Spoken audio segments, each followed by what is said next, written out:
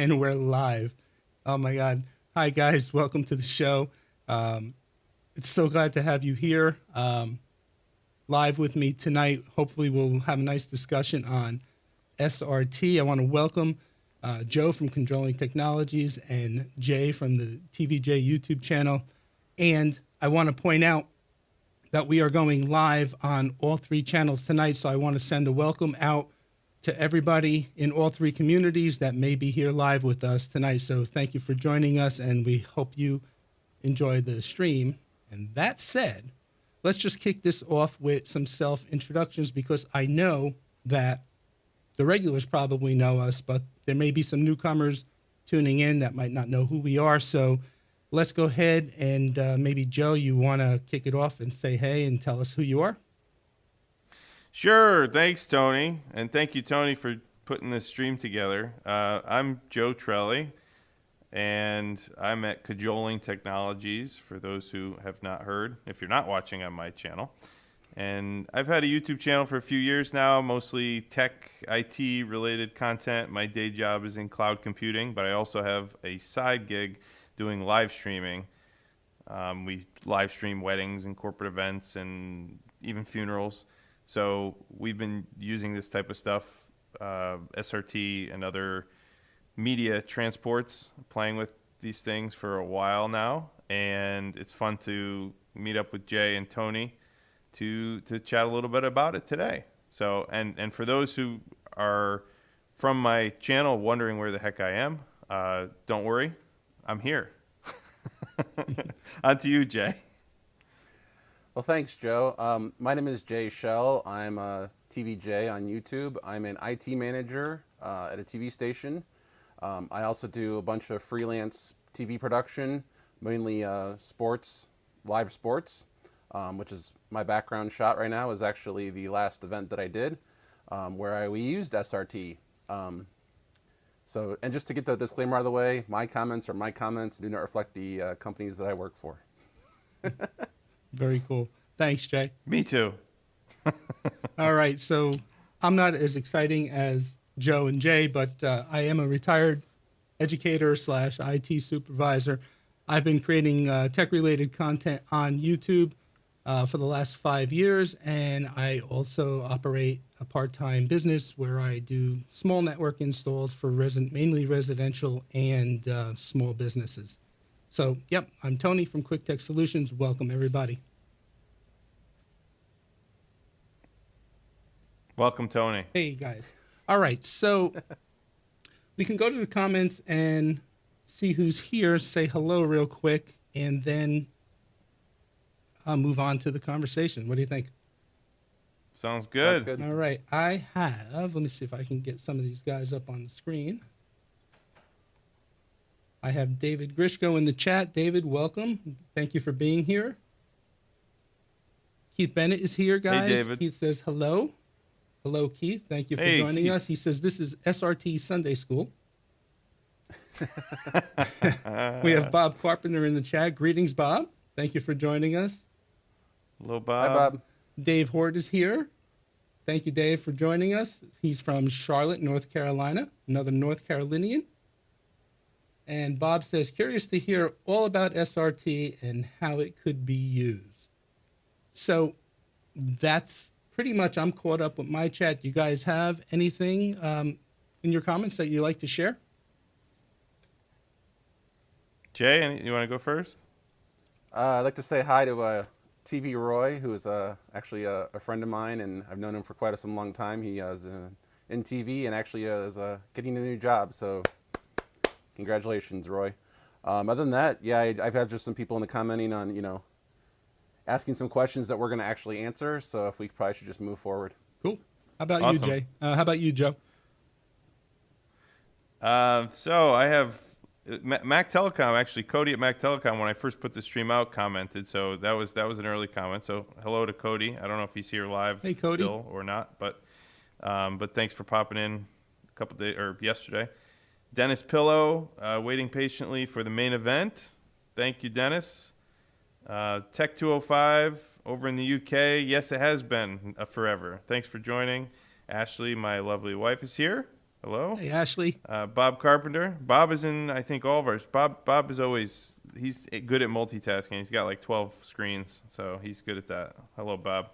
And Salim. Hey, Salim. Thanks for joining. Very cool. And that's it for me. Very cool. Well, guys, I know we talked about doing this live stream a couple of weeks ago, maybe a little bit over a month ago, and we really have to mention the fact that the timing is almost perfect because of the recent NAB show that took place last week. I'm excited about a lot of the new offerings. There were some a lot of new cameras, some new USB keyboard input devices.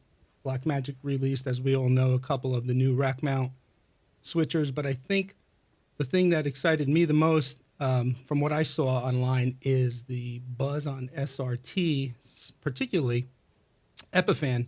They are working on releasing a live cloud switching platform that's going to be all controlled within a browser. And I think that's just so cool. I know everybody has their own opinions on cloud computing, and that's not the topic for this stream, so we're not going to get into a debate about that here. But I just think that being able to do that kind of live remote switching, Joe, that's what we've been kind of, and NJ, chatting about for the last year of coming up with ways to streamline it and make it simple. And it looks like Epiphan is heading in that direction. So for me, that's what I'm excited to look forward to seeing what comes of that. And how about you guys? Any comments, thoughts on that, or just NAB in general, things you saw? I wish I was there. I want to go Someday. next year. We should consider that. I know we should get a whole group of people and all go. Yeah, I have not seen in detail the Epiphan thing. We were talking before a little bit, and Tony was telling us about it. But I think the cloud switching, video switching, that is, like we have our physical hardware switchers, especially in smaller businesses like my side business, and Jay could talk to more on the broadcast and news gathering and things like that. But for smaller, kind of more nimble businesses, corporate events, things like that, I think the cloud switching, especially with SRT, RTMP, kind of the not that it's gone. That's what we're broadcasting now. We'll talk a little bit about that later. But the SRT is, and I think there will be future iterations of this type of media transport. So I'm excited about it. I heard a bunch about it at NAB. There was a new box from Teradek. Teradek makes encoders and wireless transmitting called the Prism box, which I'm pretty excited about. Tony knows, and Jay, because I've been talking to them about it. But it does SRT, which is really cool with cellular bonding. So that was something that came out the week of NAB that I'm pretty stoked about. So, Jay, anything that you saw that caught your eye? I honestly didn't pay too much attention to NAB this year. I'm sure I'll get a breakdown at work of basically all the stuff that was relevant to my job. But I saw the SRT stuff. That was, of course, interesting to me. The Blackmagic announcements of the HyperDeck with the built-in teleprompter feature, that has me interested for some applications that I do. Really want to see someone actually demo that in a real-world scenario, because teleprompting is expensive. If you don't know that already, it's expensive to do it on a big scale, and if they can bring it down to something very small, I'm really interested to see the HyperDeck in operation, especially in teleprompter mode. I don't really get into cloud switching and stuff like that a whole lot, but I did see some of those announcements. But I know there were some ATSC 3.0 demos out there that I want to see some more on. For those of you who don't know, ATSC 3 is the new over-the-air television standard that is all IP based. So it's the future of my industry. And so I'm looking forward to seeing some of those videos. You're not going to see those demos on YouTube, unfortunately, but I'll probably get to see them here soon. So that's what I'm looking forward to. Very cool. Well, thanks, guys, for sharing that. And I'm going to take this back to to SRT 101, because there could be folks out there. I mean, we've been playing with it for a little bit. I think for me, yes, I had some experience with you, Joe, working on one of the live gigs we did last year. But then what really got me prompted into wanting to learn more about it was I was having some issues in my own studio with my handheld camera. And I was broadcasting the handheld camera using a Filmic Pro app over AirPlay into an Apple TV. And I was getting a lot of like constant stutter. So I needed to come up with a better way. We had talked, you had suggested look into SRT. So I did. And that's what kind of got this whole ball rolling and got me to like learn a lot more about it. But I'm going to take this back to the beginning for those folks who may not know what it is. So the whole concept is, like what is SRT, right? So it stands for Secure Reliable Transport. And trust me, by the way, guys, I'm no expert on this, but this is just from what I've learned from just diving in and playing. It's designed to deliver a high-quality video over potentially unreliable or unpredictable networks. It's noted for low latency, sub 1 second in most cases. It's firewall friendly, and it's secure end-to-end where it supports AES 128 and AES 256 encryption. Looking at the diagram that I have put together here, illustrating what you're seeing, it's a camera sending an audio and video feed to an SRT encoder, and then that SRT encoder is sending that stream out over the internet to a receiving decoder in probably a studio. It could be a YouTube studio like this. It could be a whole production studio. And then that SRT stream is being sent from that decoder to whatever production switcher is being used. And then eventually the end result, as you see there, is wanting to get it out to the popular streaming services or content delivery networks. Now, what I'm not showing here is there is a second channel that I learned to SRT, which is a data recovery and a diagnostics channel, which constantly monitors the stream and helps keep it, at its reliable status. So maybe you guys one of you can speak more to that. I really didn't dive too deeply into that secondary channel, but I do want to point out that what I'm showing here is just a very high level diagram, and it doesn't have to be a camera sending a stream into a decoder box. It could be, like I mentioned before, I was using my cell phone with a mobile app called Larix, which transmits SRT. It could be a camcorder with SRT that's built right in, and it supports it, and just like some of those JVC models that are out there. It could be software, right? It could be vMix and OBS both support, and I believe they send, and I don't know if OBS decodes SRT, but I know OBS sends it. Correct, Joe? Mm-hmm. Yeah, you can decode SRT. I think there's a plugin. I think we were doing that, Jay, at one point. But sometimes with your firewall and with your router, you may run into some challenges there. But yeah, it is possible. And vMix does both, right? It encodes and decodes. Yes. Cool. Mm-hmm. So, how'd I do, guys, as far as the SRT 101? Anything that you'd like to add before we move on? I think SRT's biggest strength is the latency. I mean, we were doing some tests the other day, and using like a Google Meet and an SRT, I mean, the audio is basically the same in terms of the delay, and that's incredible. I mean, considering it's going across the internet, and one is built for Hangouts and just chat with your friends, and one is encoding professional video, I think it's amazing that it's got latency that low. So that's why SRT, I think, is the future of transmission over the internet. So I mean, that's its key selling point to me.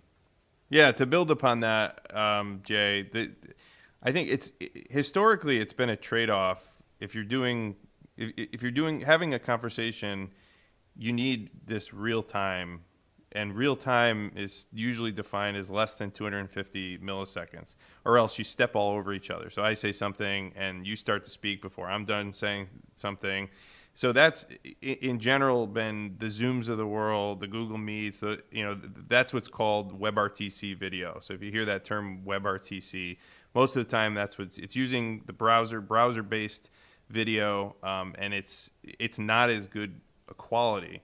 So it hasn't been adopted much into professional broadcast until COVID, when people started doing that. But usually professional broadcast meant longer latencies, but you got much better quality. So exactly what Jay is saying, the newer media transports get so close to this real-time communication, you can almost use them in place of something like a Zoom, which is phenomenal. And you can dial up the quality.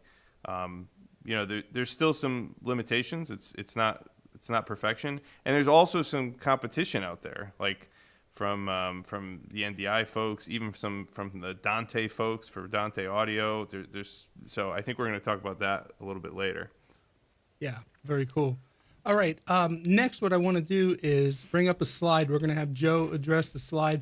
We're going to cover how we're doing this stream. Yes, we're sending RTMP out to YouTube, but I'm taking Joe and Jay's streams into me. They're sending over SRT, and I'm decoding that here in the studio. So we're going to show you what they're doing on the sending side, and then what I'm doing here, or what it looks like on the receiving side, and then we'll go from there. So, Joe, I'm going to bring up your graphic, and have at it, my friend.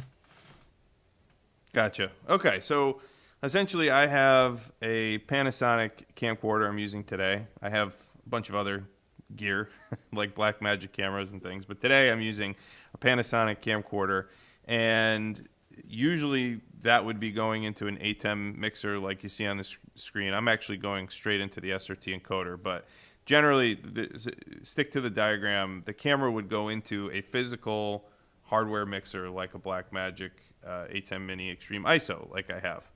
And then I'm using this SRT encoder. It's a kind of a no-name encoder. It was all we could find when we were originally testing this, which is why it's exciting to see companies like Teradek getting on board, and Epiphan and others getting on board with using SRT from a reputable company, not kind of an off name. But I'm going into I'm looking at it right here, an off name encoder that's taking that video signal from my camera.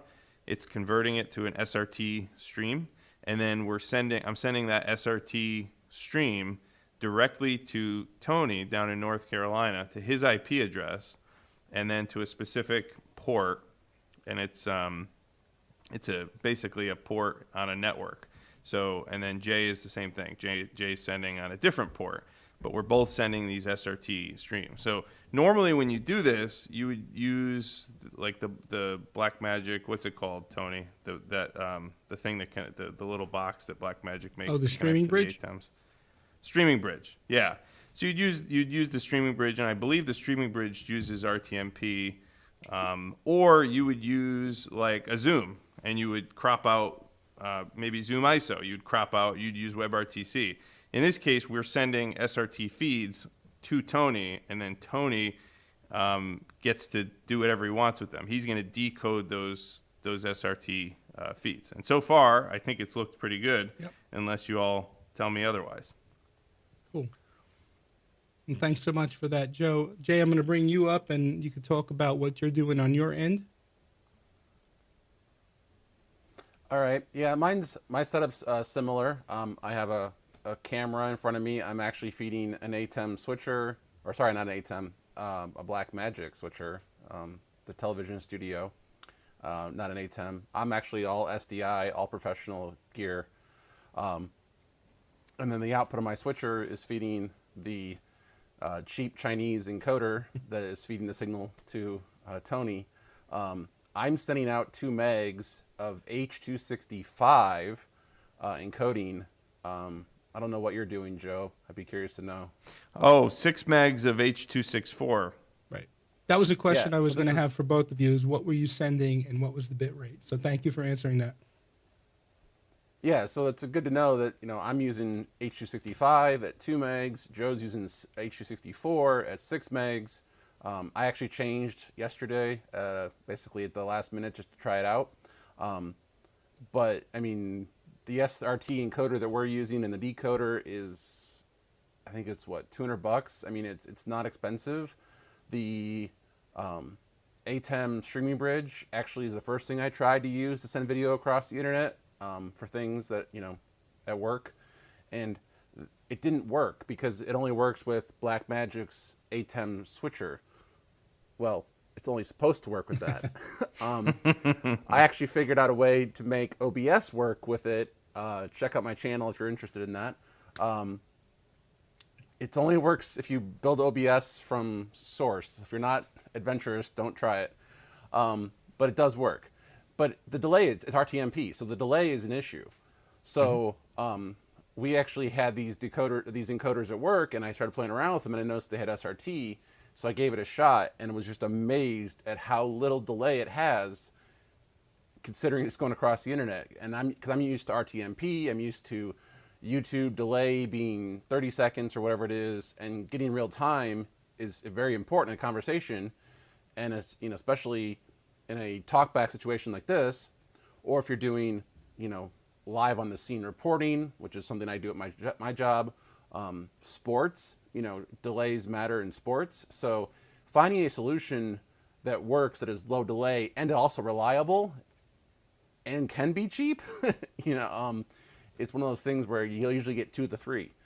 But now companies, are releasing all-in-one boxes that will bring 4 feeds in. And this is one that I actually got to use at my last gig.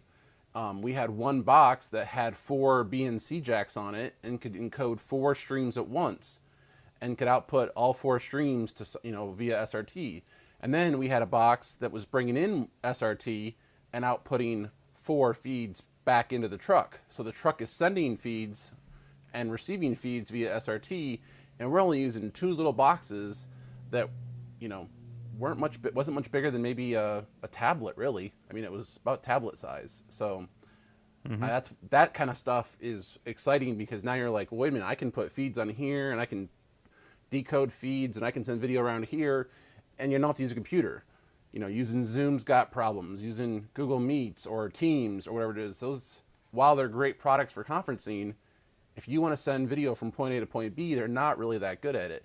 So SRT comes in there where you're like, video in, video out, and with hardware and software that's designed for it, it just works and it's reliable, and that's the key for me. Yep. Thank you, Jay. Appreciate that. All right, so that's what those guys are doing to get the streams over to me, and hopefully you can see that both are kind of similar. They're basically doing the same thing, maybe with just different gear. Very similar to that first diagram that we showed you, the high-level diagram. And what's happening now here on my end is we are receiving those streams over the internet. They're hitting my network, they're hitting my router, and there's some port forwarding involved from a network standpoint. As Joe mentioned earlier, they're sending on different network ports. So one port is going to one decoder, the other port is going to the other decoder. They're coming out via an HDMI cable in this case and going into my ATEM.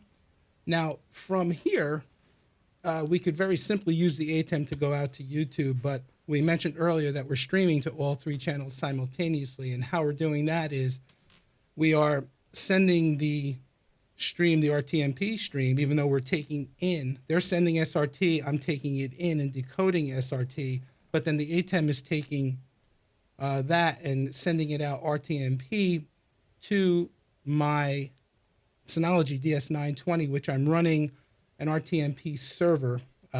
Not to get too much into how that's working, but it's that RTMP server that's allowing me to then just take their stream keys that they sent me and, simulcast out to all 3 channels. Now, that a whole nother topic of how did I get the ATEM to send the RTMP stream to the Synology. And in this case, I'm using Synology because I wanted something robust, but it doesn't have to be. It could be a Raspberry Pi for that matter. You basically have to edit the streaming XML file on the ATEM and add that information in and then load it in. But that could be maybe talk for another live stream or even a video possibly. But that's how we're doing it. So taking in the SRT, decoding it, sending it over to the RTMP internal RTMP server, which is then streaming out to all three channels simultaneously. So I know it seems pretty simple, but it takes a little trial and error to get it to work, I would say. What do you think, guys? Yeah, I'll add one thing Sure. to that, just that I bet you some people may ask the question, well, why, if the stream is about SRT, why aren't you sending SRT to YouTube? Right. And Tony, you want to answer that? Because right now YouTube is only still using RTMP, and hopefully Right. someday we'll get. Do you ever think we'll see an A10 Mini lineup with an the ability to do SRT instead of just RTMP? That would be nice. I think you're much more likely to see that than NDI. You've heard some people say, well, because SRT is an open source media transport that was originally developed by a company called High Vision, and we should be promoting open source media transports, not closed source. Even though I like NDI and I like closed source, but open source is nice because we can use these random boxes and then send them to vMix or send them to OBS.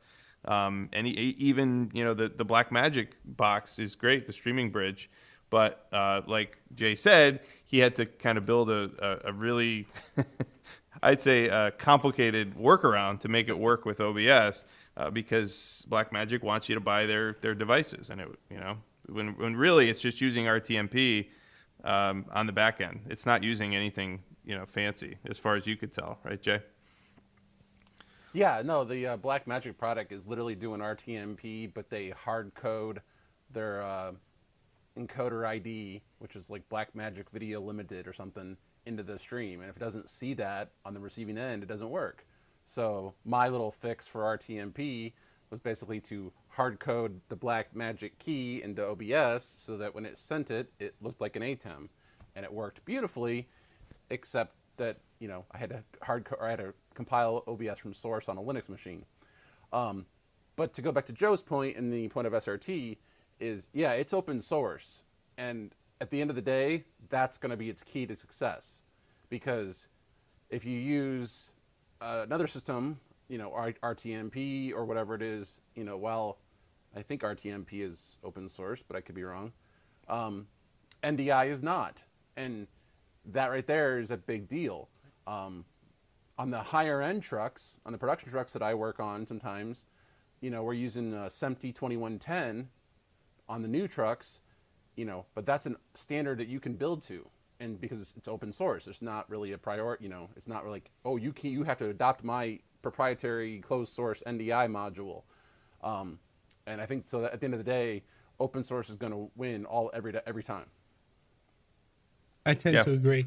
Now, the next section of the stream, I was going to check with the comments, and I'm sure we have some, but you know what? That conversation, the way it ended up, is a perfect segue into actually the next topic on the outline, or syllabus, as some folks call it. But in any event... Tony the teacher, yes. In any event, Joe mentioned NDI, and, so we have RTMP, which you see we're using on that last diagram. We're using RTMP to get this out to YouTube, but we're also using SRT. And then there's NDI, right? And RTMP has been around a while. I think it hit the scene in 2002. SRT hit the scene in 2012.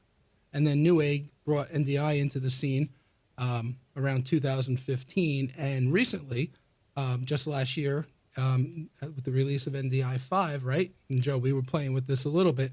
NDI is no longer restricted to just internal networks. It can now transport video over the internet as well. So, if you're not a Jay and you're not a Joe and you're just a Tony, let's say, it could be a little confusing to say, all right, you got SRT, you got RTMP, you got NDI. Like, what do I use? Which one do I choose and when, right? What's the proper use case? So, Joe, I want to cut to you. I'm going to ask you guys both similar questions, but more pertaining to your niche of your businesses. can you talk a little bit about SRT versus RTMP versus NDI? When to use specific? I know you touched on it briefly, but maybe go into it a little bit more. When to touch on the specific protocol standards, and then maybe some examples. And basically, where do you, in your experience, Joe, where do you see it in your live streaming business? Where do you see it going? Like, what does the next 3 to 5 years look like? Sure. Yeah.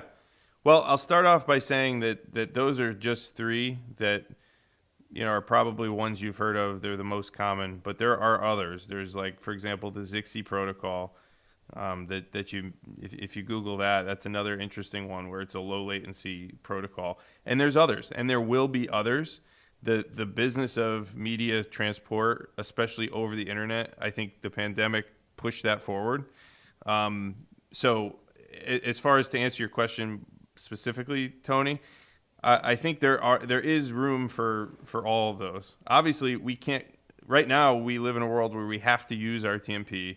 There's no way to get around it. Even if I said I want to change my entire workflow to SRT, there's just not a way to do it because CDNs still use, for the most part, RTMP.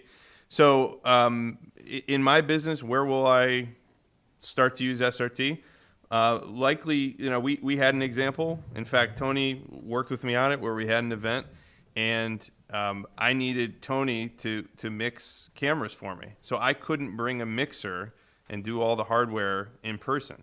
So I could take those cameras and I could send those cameras to Tony over the internet. So I think it gives you the flexibility to not have to lug gear. Like I would love for in the next couple of years to not have to bring a van full of gear to an event. I would love to just bring 3 cameras that all can do SRT, connect them to the internet, and have the cameras go to a cloud switching solution.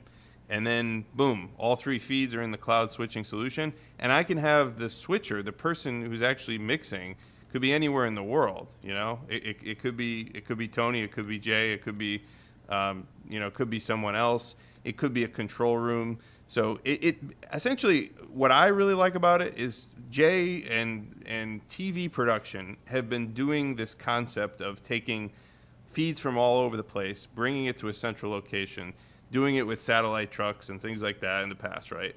Now it brings SRT and these type of these new transports bring that capability to the average Joe. I guess that's kind of pun intended. But what about NDI? So NDI has its place in, I think, right now in local video. They just came out with, by the way, New Tech is the company that started NDI, and it is a licensed product. So if you want to build NDI, that's probably why Blackmagic hasn't built NDI into something yet. You have to pay New Tech if you want to put that in. So anyway, I think for local video where you have a camera on the other side of the room and you want to use an existing built-in network, NDI works great. But you do saturate your network very quickly if you're going to use multiple cameras. I think it's NDI HX is a lower resolution version.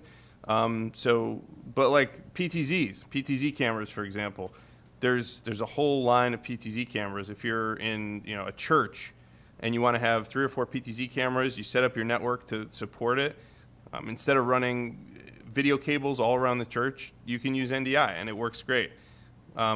NDI, I forget what was the name of it, Tony, the new NDI service that you can go over the internet that's kind of competing with SRT. It had a different name, didn't it? Yeah, I don't remember, Joe. We'll have to look that up. Yeah, but it's basically in kind of, not in competition, but it's an alternative to SRT, where you can have a server. You actually I think it has to be a Windows machine that's sort of like, it's like a hub and spoke, where you have your sites. Your sites have NDI cameras attached to them, and then you have a server, and it compresses the video down enough where you can send it over the internet. NDI tools, and it does Joe? work. I think NDI tools was the... No, it's NDI Bridge. NDI Bridge. NDI Bridge, that's what it was, yes. NDI Bridge. very interesting. And I love the fact that a company like NewTek is investing in trying to send production video, production level quality video over the internet, because I think that's what we need to be doing. The only challenge with it is, there's a couple. You have to have a server, and you have to, you have to be in that ecosystem. It's like the Apple ecosystem, right? Like once you get the iPhone, you get the iPad, the MacBook. They all work great. iMessage works great together. Everything works great together. So if you have a lot of NDI cameras, you have this NDI server set up. It's awesome. So they're kind of different things. I think for me, SRT is the biggest move forward in what I want to be doing. I want to be able to, just like we're having a conversation on a back channel, which I think we're going to talk about, Tony, over Google Meet using WebRTC. I want to be able to send video, high quality video, over the internet. And I guess the last thing I'll say, because I've taken my allotted time here, is that I think the reason why you say, well, why haven't we seen more of this yet, is you still need a good internet connection. Like SRT isn't going to solve every problem you have in the world with bad internet, right? You need reliable enough connections at your house or at your studio or on location, or even cellular, like with 5G now. We've done events over 100% cellular, with mostly bonded. But as the connections get better, you'll have SRT and other. I'm sure there will be future media transports like SRT that will utilize these better internet connections. So it's in parallel. One has to work with the other. So anyway, sorry, Tony, I took an hour to answer your question there, but. No, not at all, Joe. Thank you. That was awesome. Good information. Always insightful and much appreciated. So thank you so much.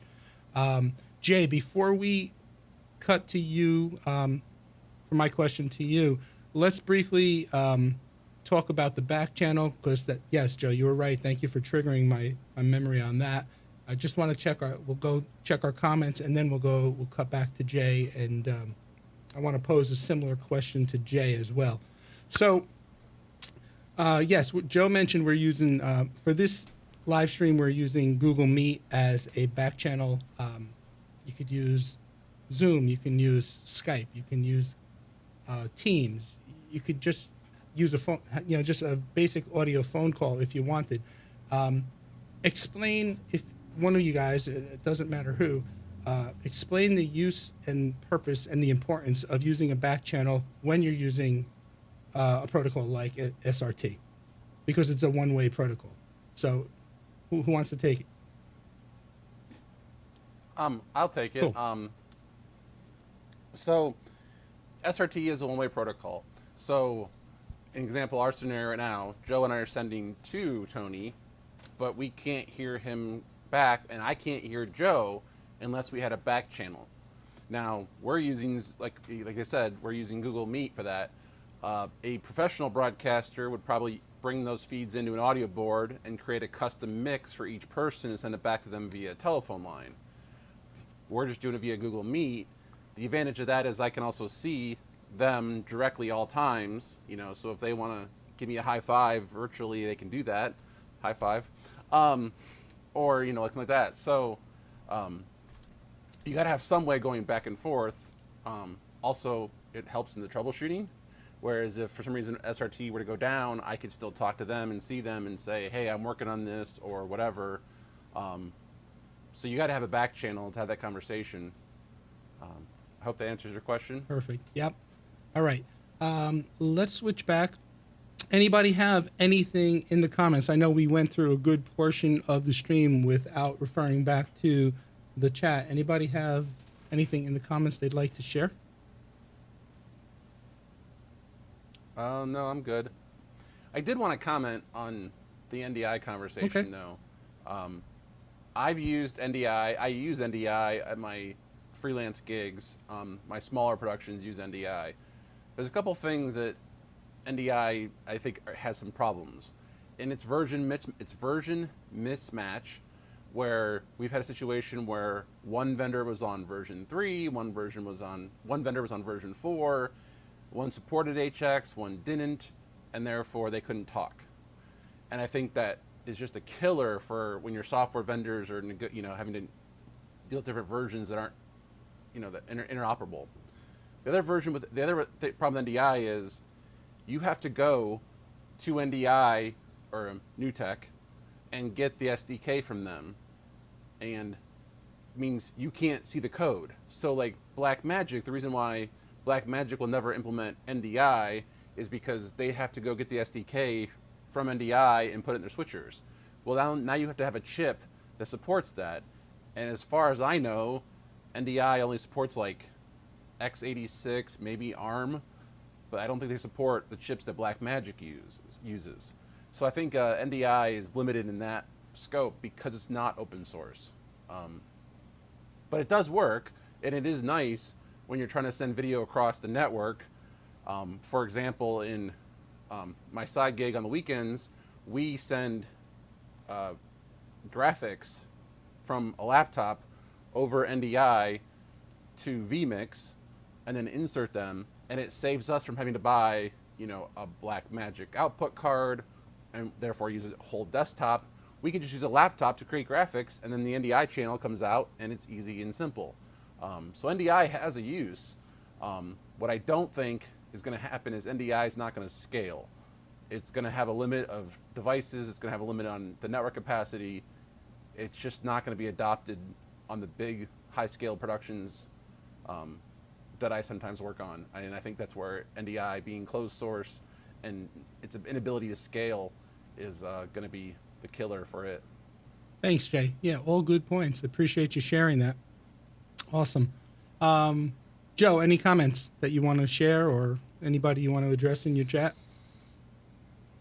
Yeah, well, Jay's right, and I don't know if it's like, I know it's a closed source. I don't know if you even, you probably have to at the very least attribute NewTek if you're going to make money using NDI. At the worst case, you have to actually pay a license fee. I don't know where, like, what the actual where that's at, but in any event, as a hardware and software owner, I want to be able to see all the lines of code that I'm putting out to my customers, and especially I don't want to be at the mercy of, oops, that broke and I have no way to fix it. So just to give people an idea of like who may not be in that industry, of like, well, why isn't NDI in more things? Why is it only in these few things? So and versioning is a great point. So as far as chat, let's see, we have Bob Carpenter said, oh, so with SRT and remote, you can have a remote switcher. Cool. Yeah, so remote, there's lots of companies out there now who are doing remote work, remote switching. Grabyo, Grabyo is one of them. I think it was Telio or something like that. We looked at, yep. Tony, at one point. Yep. And there's a bunch of others that are out there. And now Epiphan, Tony tells me, at NAB released the cloud switching. And most of these services are accepting lots of different protocols like Zixi, SRT, RTMP. So if you have someone who's like a remote guest who's sitting in some studio somewhere and they can send SRT, you can say, go ahead, send it into this address, and it doesn't matter that I'm, basically sitting in a coffee shop somewhere. I could switch that show. If I have a good pair of headphones and I have a laptop, I could basically switch the show. So, yep. Kitty's Review says, interesting stuff. Thank you, Kitty's Review. And Bob Carpenter says, Fiverr switching. I was thinking about that. Like, if once we have stable enough internet and we have good enough media transport, you really could use, you could technically outsource your switching. You'd have to have some way to make sure that the people who are doing it are, going to do a good job. But, anyway. Cool. Is that it for comments, Joe? That's it for comments here, yep. All right, I got a couple that joined while we were going through our whole thing. So Just want to say hello to Alonzo Smith. Thanks for joining. Hey, Alonzo. Keith Bennett says cloud switching is going to be huge. I guess this is going back to our Epifan conversation. And he says he'll be testing, and I think this is to Jay when Jay was talking about the shuttle. Keith says he'll be testing the shuttle when it arrives. So I think he's on the pre-order list at this point. Freddie Ponce, thanks Freddie for joining from Caracas. Everyone say hello to Freddie. You all know Freddie from Heat Hey, Streams. Freddie. Bob Carpenter says, what kind of entry-level hardware costs would these encoders have? I think we answered that. Jay said it's, I think my decoders were about $180. I think the encoders are a little bit more expensive, maybe like around $220, something like that. But Yeah. low cost. And they do H.265 and H.264, which is kind of cool. They're a little buggy And at RTMP. times, but they do RTMP. Yeah. They claim to do NDI, but they don't. They advertise don't do NDI, but sometimes Amazon just descriptions aren't 100% accurate. But then if you go out to this particular decoder's website, they also claim for the model that they have NDI listed, but it's not accurate. They don't. So For playing around with SRT and getting to know it, they're great. Whether I would use them on a paying gig, and I don't know if you feel the same way, Jay. They're like, to get the firmware, you have to email this one woman in China, and she sends you a firmware file, and that's not exactly how I like to manage my hardware. But to play around with SRT and learn about that, it's cool. Yeah. So. So the U-Ray, it's U-Ray. I just let it out. Here we go. It's the brand they're using. It's $168 on Amazon right now. thanks, Jay. So I mean, expensive. It's not. Nope.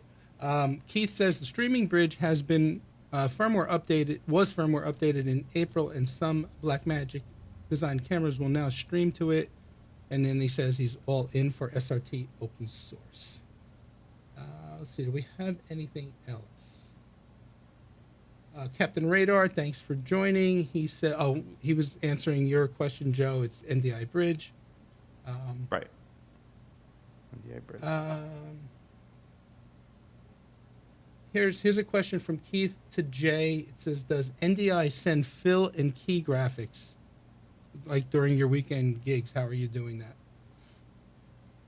Jay. Yes, it has an embedded alpha channel. So when we send the graphics over, it knows it's an alpha channel, and it just layers on using vMix without any problem. Cool.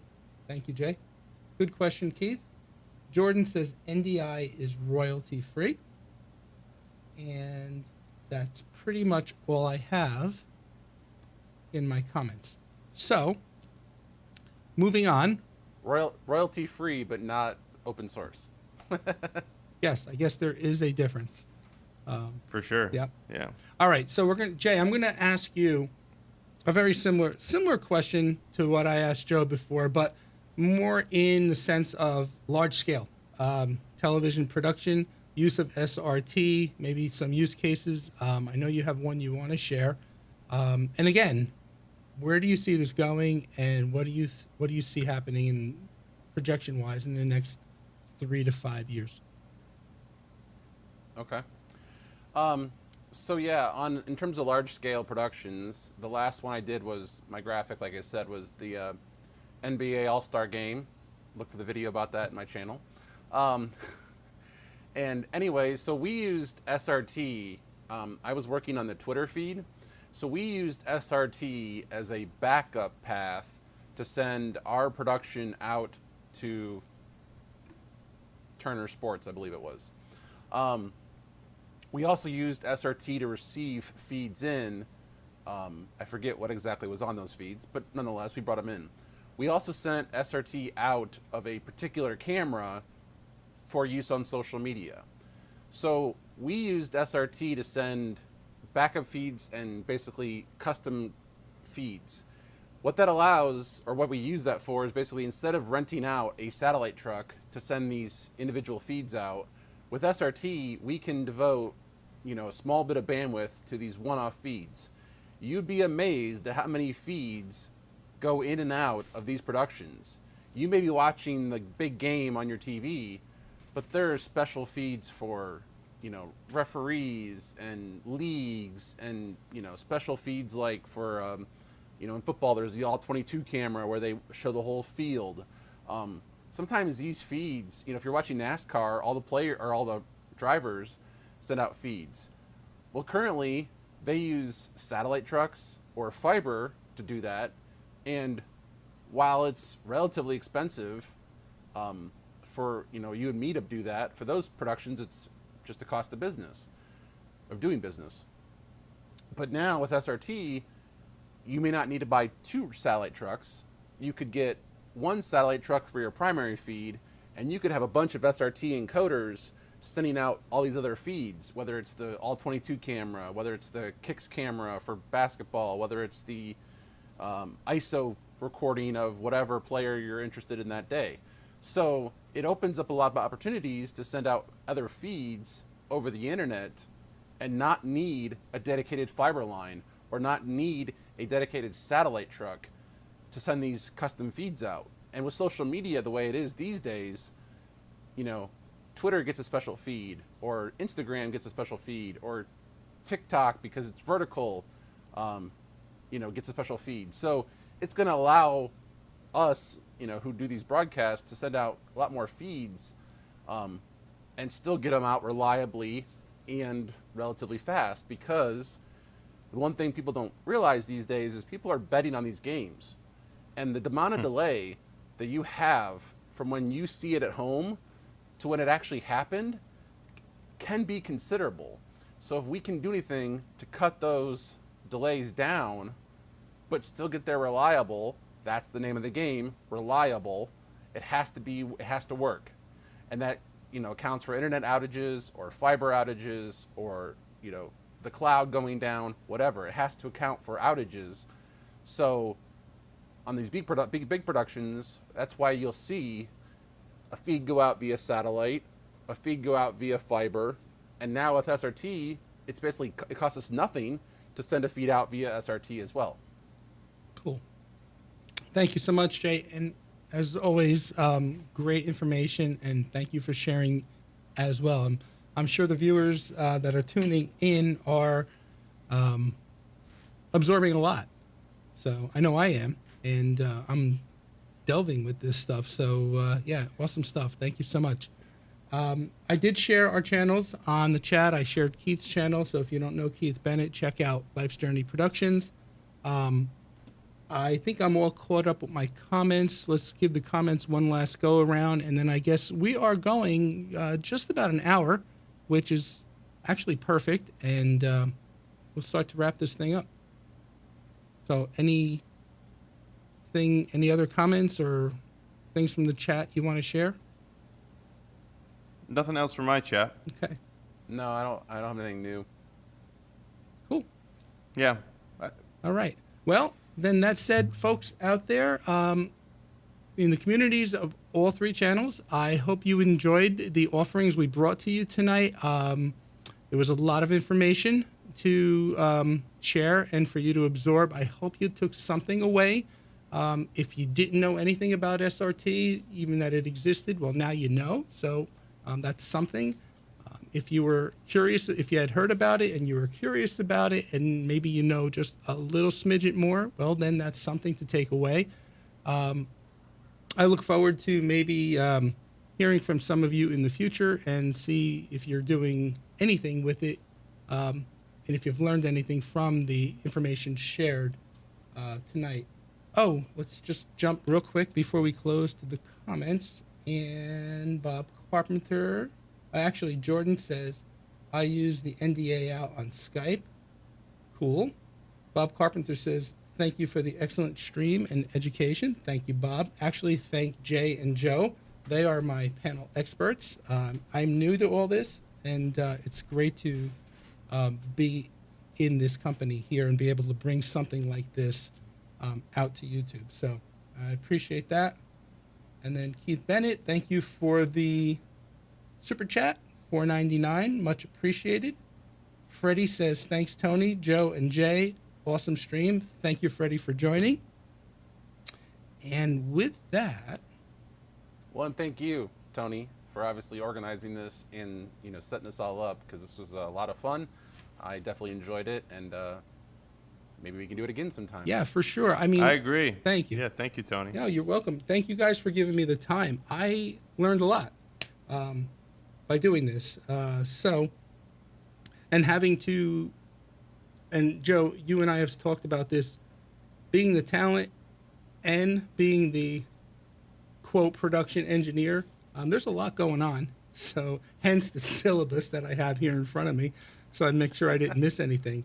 But in any event, yeah, thank you. One last comment, Zach N.